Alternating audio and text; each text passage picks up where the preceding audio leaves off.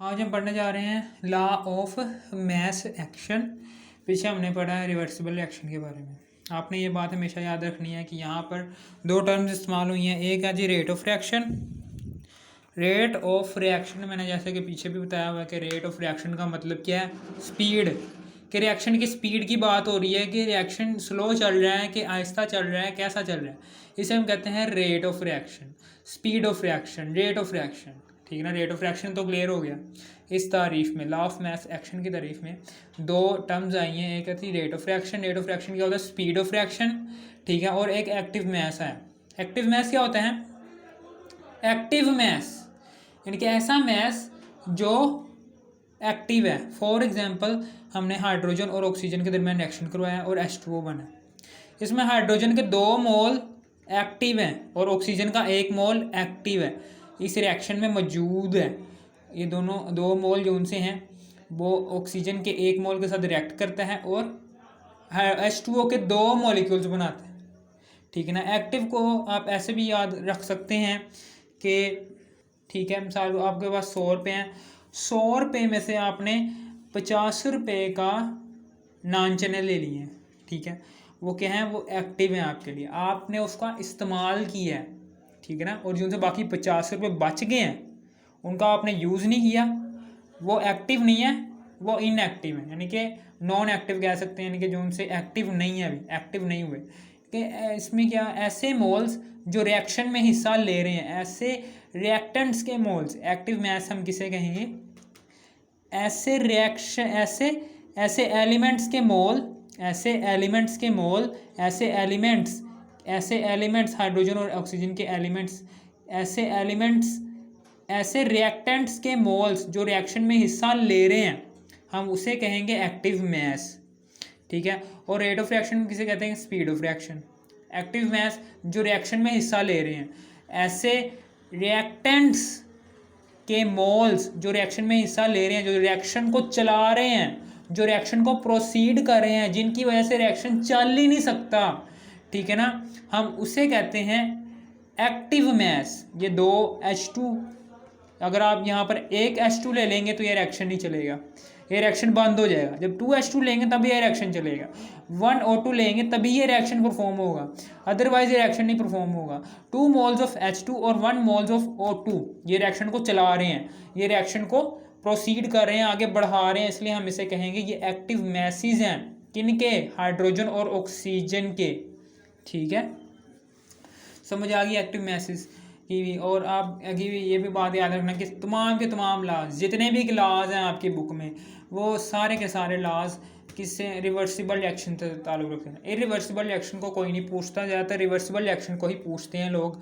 ठीक है, अब आगे हैं जी द रेट एट विच, ये क्या है, इसकी डेफिनेशन है, the rate at which a substance reacts is directly proportional to its active mass.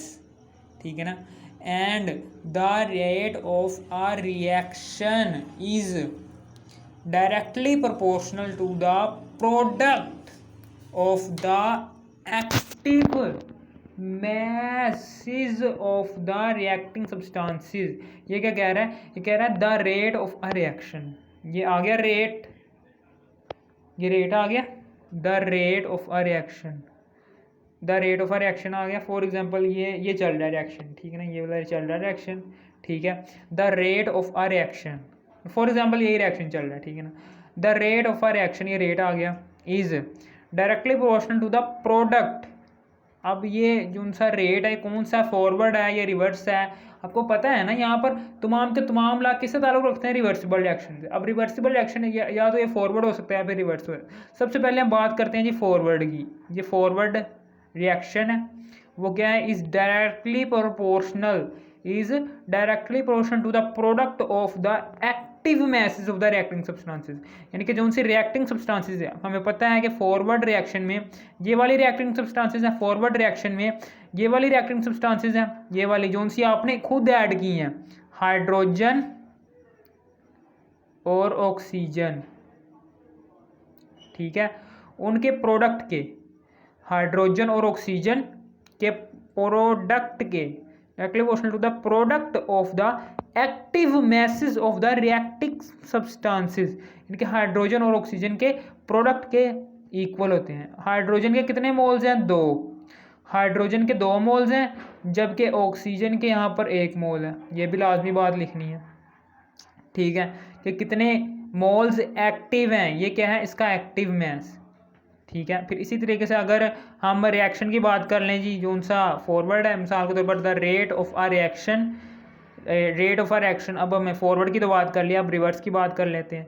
Is directly proportional, ये क्या है? ये डायरेक्टली प्रोपोर्शनल होता है to the product of the active masses, active masses के प्रोडक्ट के, एक्टिव मैसेज के product के of the reacting substances substance is directly proportional to the active mass। अब ये देखें, the rate at which, the rate, ये शुरू वाली बात, the rate at which a substance, ये रेट है, रेट ऑफ रिएक्शन, यानी कि rate of change of reversible forward, और ये reverse reaction, rate of reverse reaction. The rate at which a substance react is directly proportional to its active mass. ये किसकी बात कर रहा है? प्रोडक्ट की, इसकी बात कर रहा है, यानी कि H2O के प्रोडक्ट तो एक ही बनेगी, उसके बराबर होता है, ठीक है। यानी कि the rate at which, the rate कौन सा है? Reversible reaction. The rate at which a substance reacts is directly proportional, the rate at which, ये रिएक्ट्स किस में कर रहा है? प्रोडक्ट में कर रहा है, ठीक है। The rate at which its reacts is directly proportional to the active mass, यहाँ पर इसने प्रोडक्ट नहीं कहा। प्रोडक्ट क्यों नहीं कहा? क्योंकि यहाँ पर प्रोडक्ट जो सी है वो एक ही बन रही है, एक ही प्रोडक्ट बनने, यहाँ पर सिर्फ आपको बताया है कि एक ही प्रोडक्ट है ना, प्रोडक्ट तो एक ही बनेगी। अब उस प्रोडक्ट के साथ कोई ये मल्टीप्लाई वाला थोड़ी ना आ सकता है कि उसको हम, जैसा कि हमने यहाँ पर बताया है कि the rate at which is directly proportional to the active masses of the reactants with its moles, ठीक है ना। या मैंने the rate of a reaction is directly proportional to the product of the active masses of the reacting substances, ये भी मैंने बात कर दी है, ठीक है ना। यहाँ पर ये दूसरे वाले हिस्से में, ठीक है ना, इस तारीफ के 2 हिस्से हैं। पहले वाले हिस्से में वो बात कर रहे हैं इसकी प्रोडक्ट की, दूसरे वाले हिस्से में वो बात कर रहे हैं इसकी, ये रिएक्टेंट्स की, ये वाले रिएक्टेंट्स की, ठीक है। समझ आ गई? ये आपको क्लियर हो जाना चाहिए। अब हम आगे बढ़ते हैं कि मोलर कंसंट्रेशन जो सा है, ये जो सी मोलर कंसंट्रेशन है, ये इस किसे कहते हैं? आपकी बुक में एक मोलर कंसंट्रेशन वर्ड है। मोलर कंसंट्रेशन हम इसे मोलैरिटी भी कहते हैं, हम इसे एक्टिव मैस भी कहते हैं। जो सी एक्टिव मैस की तारीफ मैंने बताई है वही आपको मोलर कंसंट्रेशन, यानी कि ऐसी कंसंट्रेशन जो मोल प्रेजेंट हो, यानी कि जो रिएक्शन को चला रहे हों, उसे कहते हैं मोलर कंसंट्रेशन, ठीक है। ये है जी, हाइड्रोजन की मोलर कंसंट्रेशन 2 है, ऑक्सीजन की मोलर कंसंट्रेशन 1 है, मोल है 2 और 1।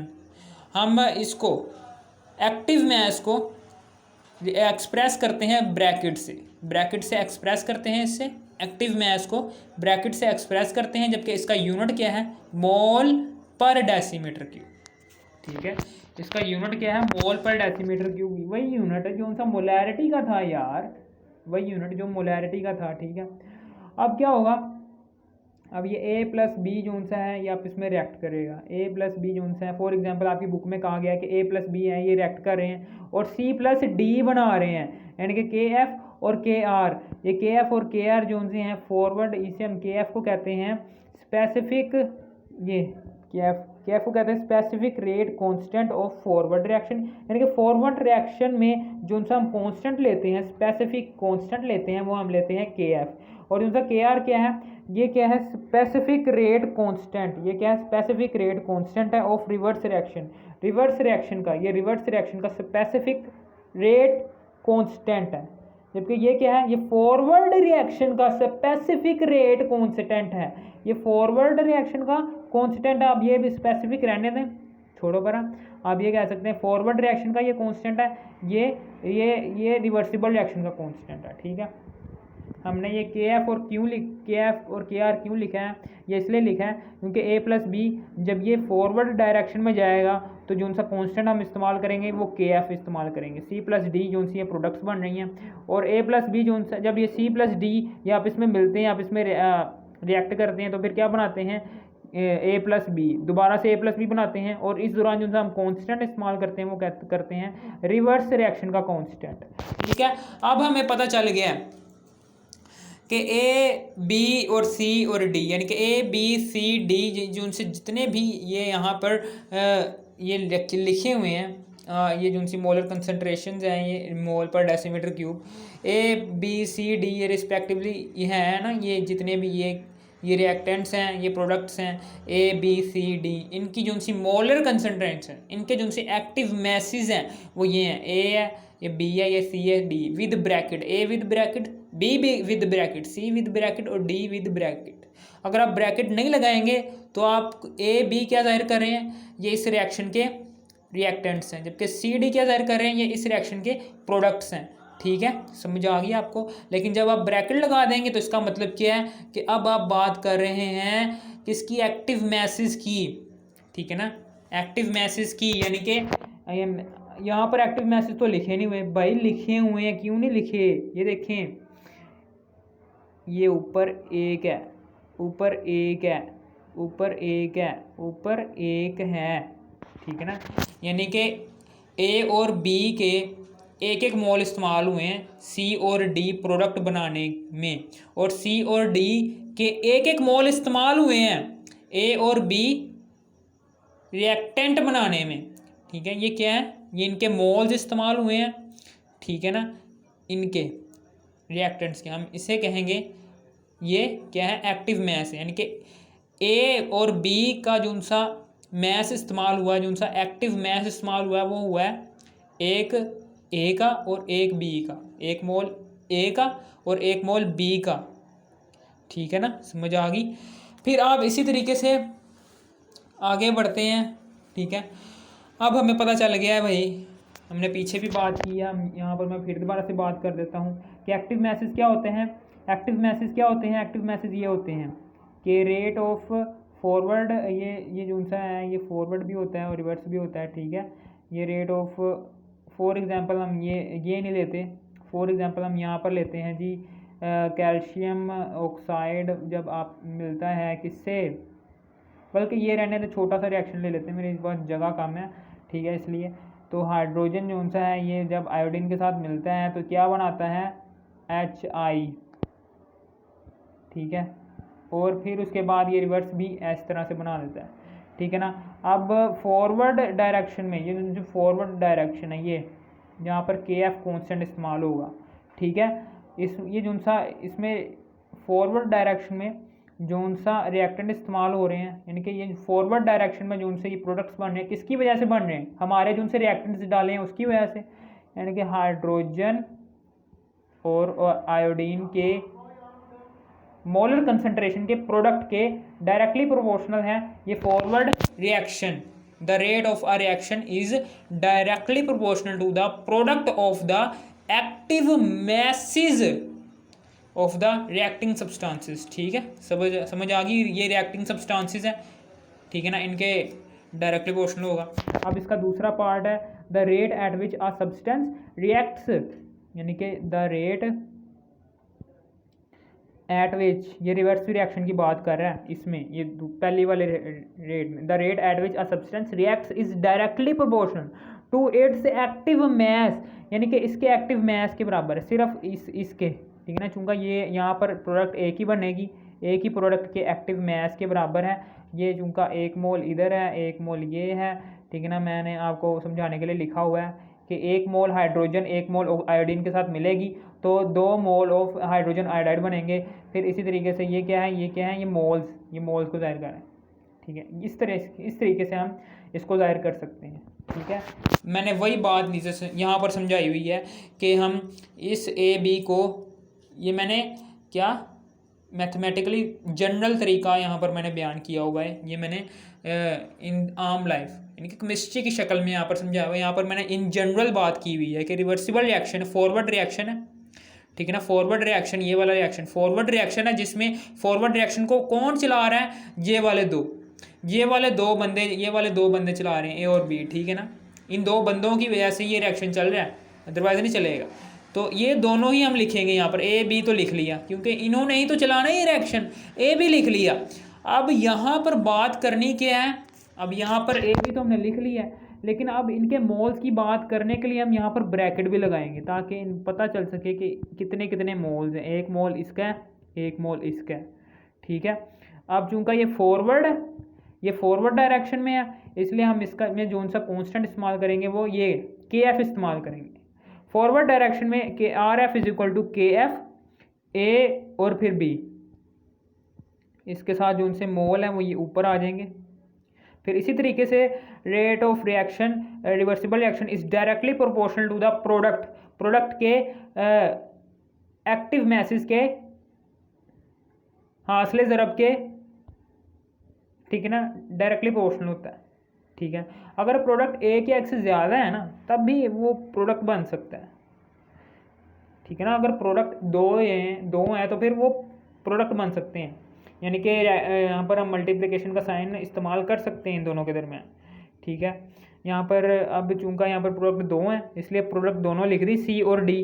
अब मोलर कंसंट्रेशन, एक्टिव मैसेज को जाहिर करने के लिए कितने कितने मैस इसके इस्तेमाल हुए हैं, तो हम ये ब्रैकेट्स लगाएंगे। ब्रैकेट्स लगाने के बाद हम ऊपर लिख देंगे इसका सी का भी मैल, एक सी का भी मैस जो उनसा है वो एक इस्तेमाल हुआ, और डी का भी मैस, सी और डी प्रोडक्ट का एक एक मोल मैस इस्तेमाल हुआ है। और ये जब आप इसमें रिएक्ट करते हैं और ये दोबारा से ए और बी के एक एक मोल का मैस दोबारा से बना देते हैं, यानी कि दोबारा से बना देते हैं, ठीक है।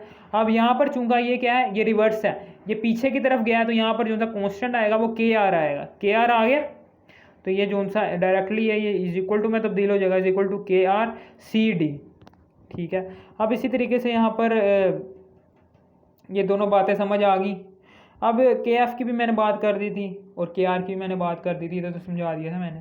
अब उसके बाद आगे है जी, मैंने यहाँ पर बात की थी कि एट इक्विलिब्रियम डायनामिक इक्विलिब्रियम में बात की थी मैंने कि forward reaction is always equal to the reversible reaction. बहुत तफसील से मैंने 6-7 पार्ट बनाए हैं इसके, ठीक है ना, वो देख लेना, आपको ये समझ आ जाएगा। अब फॉरवर्ड रिएक्शन की जो सी यहाँ पर है वो ये है, फॉरवर्ड रिएक्शन क्या है, ये है के एफ ए और बी, और ये जो सा रिवर्सिबल रिएक्शन है उसमें के आर है, ये वाली जो सी फॉरवर्ड रिएक्शन की ये आ गई, और रिवर्सिबल रिएक्शन की ये मसावात, ये वाली इक्वेशन ये यहाँ पर दर्ज कर देंगे, ठीक है। अब दोनों इक्वेशंस यहाँ पर दर्ज कर दी। आर एफ की ये है, ये वाली के एफ ए बी दर्ज कर दी, कि आर आर की ये वाली ये यहाँ पर दर्ज कर दी। अब यहाँ पर हमने के एफ यानी कि के एक जैसी रकमों को दूसरी तरफ ले लिया, यानी कि के कॉन्स्टेंट जो उनसे वो एक तरफ कर लिए हैं, और जो उनसे सी डी हैं वो एक तरफ, यानी कि ए बी सी डी जो उनसे लेटर्स हैं ए बी सी डी के वो एक तरफ कर लिए हैं। कॉन्स्टेंट एक तरफ कर लिए, के एफ इधर मल्टीप्लाई हो रहा है, के आर जो उनसा वो उधर मल्टीप्लाई हो रहा है, उधर जाके डिवाइड हो जाएगा। K F divided by K R is equal to C D, ये सी डी है, ये के एफ के साथ ही क्या हो रहा है, ए बी मल्टीप्लाई हो रहा है। जब के एफ के साथ ए बी मल्टीप्लाई होगा तो उधर जाके क्या हो जाएगा, ये डिवाइड हो जाएगा, ये सी डी है ना, ठीक है ना। इधर से तो ये इधर के आर आ गया, ठीक है, लेकिन यहाँ पर ये जो सा ये सी डी बाकी बच गया। ये देखिए ना, मैंने बात बताई, ये के एफ है, के एफ वैसे का वैसे नीचे आ गया, ठीक है। ये मैंने अब यहाँ पर लिख के बता देता हूँ कि के एफ है, के एफ वैसे का वैसे नीचे आ गया, और ये जो सा के आर है, के आर इधर मल्टीप्लाई हो रहा है, इधर कुछ भी नहीं हो तो इधर मल्टीप्लाई होगा, इधर मल्टीप्लाई हो रहा है तो इधर आगे नीचे आके डिवाइड हो जाएगा। फिर इसी तरीके से यहाँ पर सी और डी रह जाएगा, जैसे ये सी और डी रह जाएगा यहाँ पर अकेला, तो ये ए बी जो सा है इधर मल्टीप्लाई हो रहा है, ये मल्टीप्लाई हो रहा है, तो उधर जाके ये डिवाइड हो जाएगा, तो ये हमारे पास ये इक्वेशन आ जाएगी। फिर इसी तरीके से हमें पता होना चाहिए कि के एफ और के आर की जो सी ये है जी डिवीजन, ये इज इक्वल टू होती है इक्विलिब्रियम कांस्टेंट के, यानी के एफ ओवर के आर इज इक्वल टू के equilibrium constant. Equilibrium constant dynamic equilibrium का जो सा कांस्टेंट होता है वो होता है जी के सी, इसे हम इक्विलिब्रियम कांस्टेंट कहते हैं। जो ये अगर आपको कोई तारीफ पूछे कि इक्विलिब्रियम की कांस्टेंट की तारीफ क्या है तो आप बता सकते हैं ये क्या होते हैं इक्विलिब्रियम कांस्टेंट, ये the division between forward reaction का कांस्टेंट और रिवर्सिबल रिएक्शन का कांस्टेंट, यानी कि निस्बत होती है फॉरवर्ड रिएक्शन के कांस्टेंट और रिवर्सिबल रिएक्शन के कांस्टेंट के दरमियान, ये होता है जी इक्विलिब्रियम कांस्टेंट। इक्विलिब्रियम कांस्टेंट क्या होता है, is equal to C D और ए बी, ठीक है ना, ये हमारे पास आ गया, ठीक है, ये समझ आ गया। अब ये जो उनसा डिस्क्राइब करते हैं, ये जो उनसा लॉ ऑफ मास एक्शन है, ये डिस्क्राइब किसे किसे करता है, ये डिस्क्राइब करता है relationship between active masses of reactants, ये रिएक्टेंट्स के एक्टिव मासेस को डिस्क्राइब करता है। हमें पता चल गया हम पीछे कितना पढ़ कर आए, ये एक्टिव मासेस को ही तो यहाँ पर डिस्क्राइब कर रहा है, ठीक है ना, रिएक्टेंट्स के एक्टिव मासेस को डिस्क्राइब कर रहा है और प्रोडक्ट्स के एक्टिव मासेस को डिस्क्राइब कर रहा है। पीछे यही तो पढ़ा है ना हमने कि फॉरवर्ड रिएक्शन में भी ये क्या कर रहा है, फॉरवर्ड रिएक्शन में भी ये रिएक्टेंट्स के एक्टिव मैसेज को, जो रिएक्शन को चला रहे हैं वो वाले मैसेज को डिस्क्राइब कर रहा है, ठीक है ना, ये लॉ ऑफ मास एक्शन। और इसी तरीके से इन रिवर्स रिएक्शन में भी ये प्रोडक्ट के एक्टिव मैसेज को, के प्रोडक्ट्स डिकम्पोज होने के बाद जो उनसे रिएक्टेंट्स बना रही हैं दोबारा से, वो कितनी मिकदार में टूट रही हैं प्रोडक्ट्स, ठीक है ना, वो उसके मोल भी रिप्रेजेंट कर रहे हैं, यानी कि यहाँ पर बात क्या कर रहा है, बात एक्टिव मैसेज की ही कर रहा है। फॉरवर्ड रिएक्शन में भी एक्टिव मैसेज की बात कर रहा है और रिवर्स रिएक्शन में भी एक्टिव मैसेज की ही बात कर रहा है। अब रेट ऑफ रिएक्शन की भी बात कर रहा है, हाँ भाई रेट ऑफ रिएक्शन की भी बात कर रहे हैं, ये देखें rate of reaction, forward rate of reaction और रिवर्स रेट ऑफ रिएक्शन, ठीक है ना, इनके जैसे जैसे रिवर्स रिएक्शन इसकी रफ्तार, rate of reaction reverse reaction बढ़ेगा वैसे वैसे डायरेक्टली प्रोपोर्शनल है ना, ठीक है ना, यहाँ पर हमें पता चल रहा है कि डायरेक्टली प्रोपोर्शनल है रेट ऑफ फॉरवर्ड रिएक्शन और रेट ऑफ रिवर्स रिएक्शन, ठीक है ना। ये किन किन की बातें कर रहे हैं, law of mass action, law of mass action बात कर रहे हैं रिलेशनशिप बिटवीन एक्टिव